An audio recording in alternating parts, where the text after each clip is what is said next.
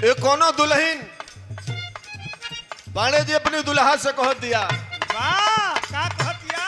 ये भोजपुरी माटी, भोजपुरी लोक संस्कृति कई पहचान चाहे दुनिया की कोनो कोना में रही हो, लेकिन ये माटी के पहचान के कबो भुलाए के नहीं खे। का कह दिया?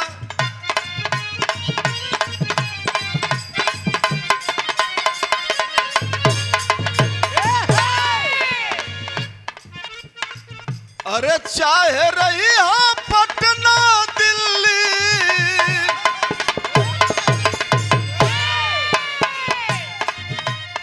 चाहे रही हो पटना दिल्ली, चाहे रहा मंसूरी में, चाहे रही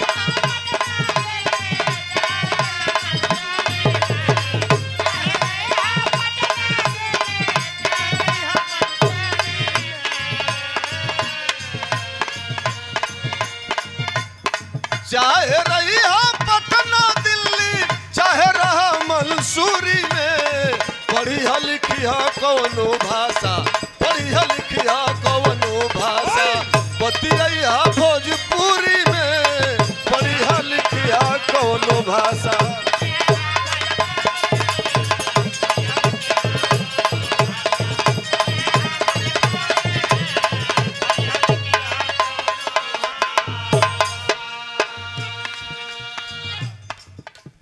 साथियों, एक गुरु जी की लिखित गीत है और उस भाव पे जहां ये प्रतिमा लगी, बाबा साहब अंबेडकर ने दबे कुचले शोषित समाज के लिए कहा था कि शिक्षा वो शेरनी का दूध है, जो पिएगा वो दहाड़ेगा। इसी बात को, इसी भावना को गीत के माध्यम से आदरणीय संतोष यादव कवि जी ने लिखा है। क्या लिखा है? अरे सरहद पे बंदूक क्या ताकत,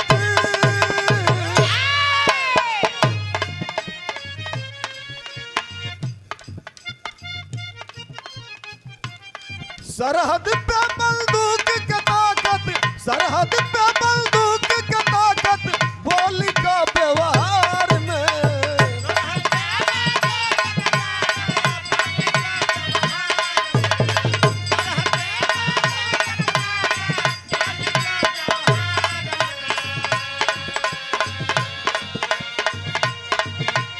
सरहद पे बंदूक की ताकत, बोली का व्यवहार में, सबसे बड़की कलम की ताकत, सबसे बड़की कलम की ताकत, बात ये संसार में, सबसे बड़की कलम की ताकत, बात ये संसार में।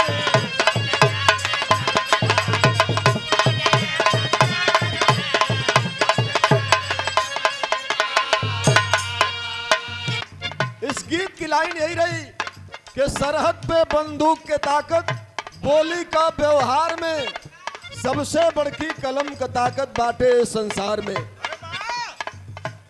बॉर्डर पे हमारे फौजी साथी जहां बम और बारूद की ताकत को दिखाते हैं, दूसरी तरफ समाज के लोगों के दिलों पे राज करता है आदमी अपने व्यवहार से, अपने वाणी से, अपने विचारों से। लेकिन बाबा साहब ने कहा कि कलम के अंदर वो ताकत है, वो पावर है, ये व्यक्ति दुनिया के ऊपर राज कर सकता है। आगे की लाइन में लिखा गया था, अरे हिल गए अंग्रेज भले ही क्रांतिकारी टोली से,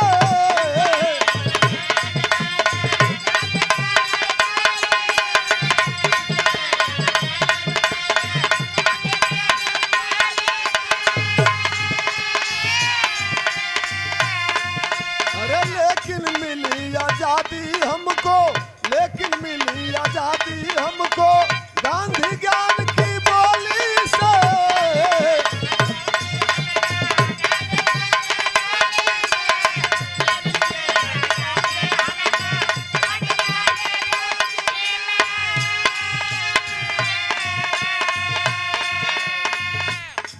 अरे नई क्रांति ज्ञान ले आई,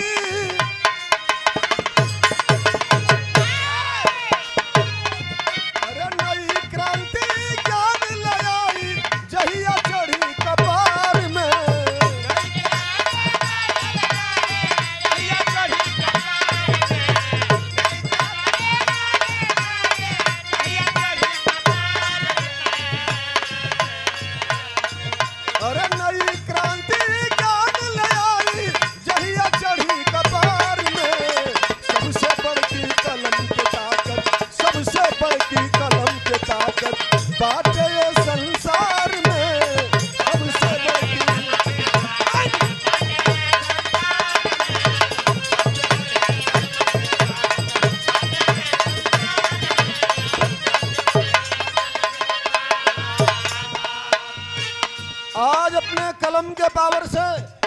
बाबा साहब अम्बेडकर के जीवन के विषय में हमारे पढ़े लिखे साथी समाज के लोग बैठे हैं, सब लोग जानते हैं।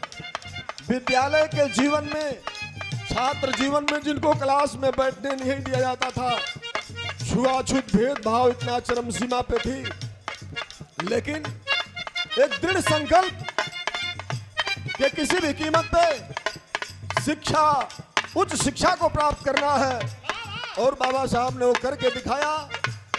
और वो सारा जो गैर सामाजिक, गैर बराबरी जो समाज में व्याप्त थी, उन चीजों को अपनी विद्वत्ता के बल पे खत्म किया।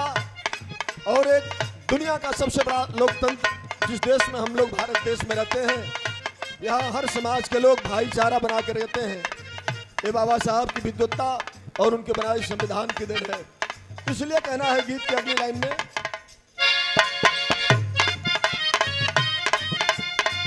अरे ज्ञान की बल पर बाबा साहेब, वह ज्ञान की बल पर बाबा साहेब संविधान लिख डाले हो।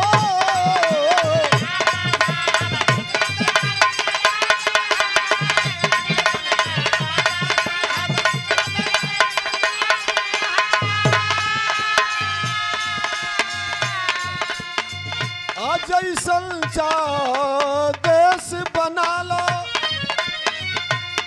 जब पढ़ने का अधिकार नहीं था, शूद्रों को जब पढ़ने का अधिकार नहीं था, समाज में किसी भी चीज का, संपत्ति का अधिकार नहीं था, धन रखने का अधिकार नहीं था, इन सारे हक और अधिकार को बाबा साहब ने शिक्षा के बल पर, ज्ञान के बल पे हमको याद को दिलाने का काम किया। और आज हम उस लोकतंत्र के हिसाब से भारत देश में यहाँ जितने सर्व समाज के लोग बैठे हैं, भाईचारा, स्वतंत्रता और बंधुता न्याय पर आधारित तो भारतीय संविधान बाबा साहब ने अपने ज्ञान और विद्वत्ता के बल पे दिया। तो कुल कहने का मतलब, आप किसी भी क्षेत्र में जाएं, लेकिन अपने बच्चों को, अपने आने वाली पीढ़ियों को शिक्षा से जोड़ने का काम करें, उन्हें उच्च क्वालिटी की शिक्षा दिलाने का काम करें। हमारे आर के साहब बैठे हैं, हम लोगों के बीच के ही हैं, लेकिन इन्होंने बाबा साहब के उस ज्ञान को, उस विचार को आत्मसात किया, चरितार्थ किया, तो आप एक बड़े अधिकारी पद पे कायम हुए और समाज का सम्मान किया, नाम रोशन किया। ज्ञान के बल पर बाबा साहब संविधान लिख डाले हो।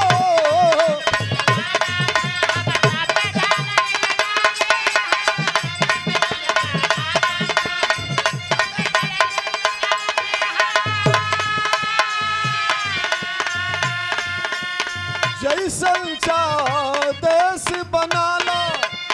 सामने बैठे लोग, अरे जैसन चाह देश बना लो, अब तोरी पाले हो।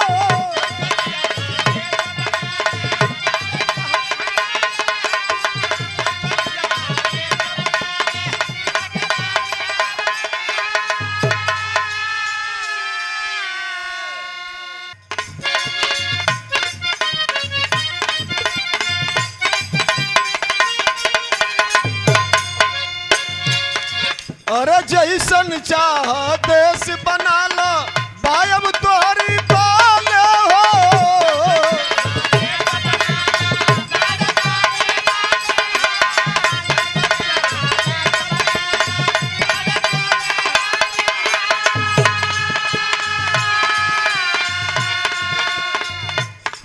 अरे नई क्रांति ज्ञान ले आई, नई क्रांति ज्ञान ले आई, जहिया चढ़ी कपार में।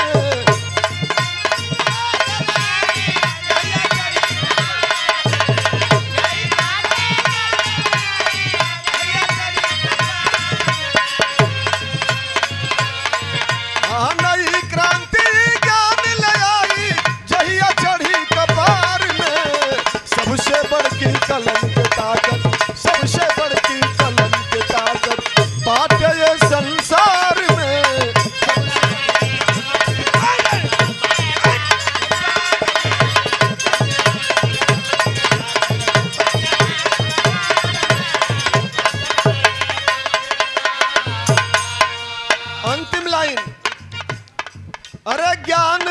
बल पर चीन अमेरिका आज विश्व के दादा।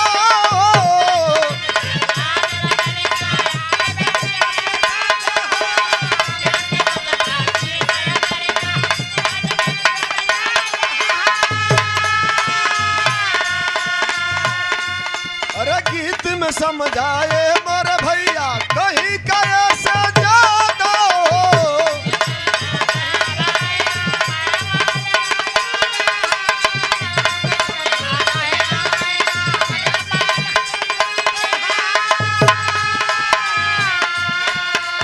अरे संतोष कभी कहे कि जब भी अरे बुझबा जब एतबार में तो सबसे बड़की कलम के ताकत अब बाटे ये संसार में। सबसे बड़की